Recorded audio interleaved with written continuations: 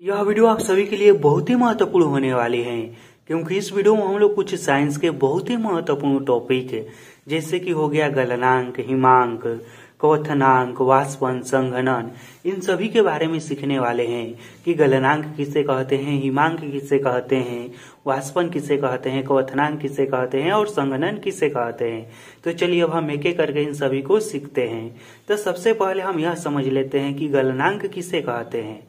तो देखिए, गलनांक का परिभाषा यह होता है कि वह तापमान जिस पर कोई पदार्थ ठोस अवस्था से द्रव अवस्था में बदल जाता है उसे गलनांक कहते हैं। गलनांक किसे कहते हैं? तो गलनांक उसे कहते हैं जिस पर कोई पदार्थ ठोस अवस्था से द्रव अवस्था में बदल जाता है, उसे उस पदार्थ का गलनांक कहते हैं। देखिए, सभी पदार्थ का गलनांक अलग अलग होता है। उसके बाद हिमांक समझिए कि हिमांक किसे कहते हैं। तो वह तापमान जिस पर कोई द्रव पदार्थ ठोस अवस्था में बदल जाता है उसे उस पदार्थ का हिमांक कहते हैं। देखिए, इसके नाम में ही इसका परिभाषा छुपा हुआ है। हिम का मतलब क्या होता है कि जमना, यानी कि बर्फ बनना। वह तापमान जिस पर कोई द्रव पदार्थ ठोस अवस्था में बदल जाता है उसे उस पदार्थ का हिमांक कहते हैं। अब समझते हैं कि क्वथनांक किसे कहते हैं। तो देखिए, इसका भी परिभाषा बहुत ही आसान है कि वह तापमान जिस पर कोई द्रव उबलने लगता है उसे क्वथनांक कहते हैं। क्वथनांक में क्या होता है कि कोई भी द्रव बहुत ही तेजी से उबलने लगता है। उसके बाद वाष्पन को समझिए। तो देखिए, किसी द्रव का ऊपरी सतह को धीरे धीरे गर्म होकर ऊपर उड़ने को वाष्पन कहते हैं। देखिए, क्वथनांक और वाष्पन दोनों ना एक जैसा है, लेकिन दोनों में बहुत ज्यादा अंतर है।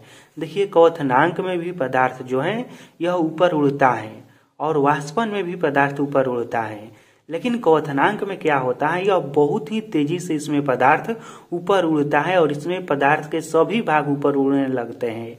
और वाष्पन में क्या होता है, यह धीमे गति से होने वाली प्रक्रिया है। यह आपको दिखाई भी नहीं देगा कि वाष्पन हो रहा है या नहीं। और वाष्पन में क्या होता है, केवल पदार्थ के जो ऊपरी हिस्सा का भाग होता है वही गर्म होकर धीरे धीरे ऊपर उठता है।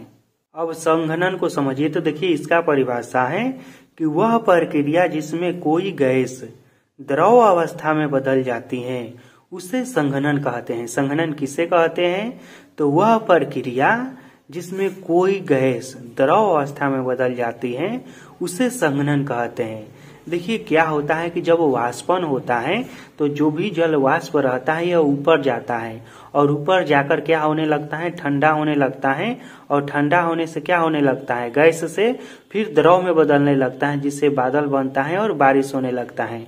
तो संघनन के कारण ही वर्षा होती है।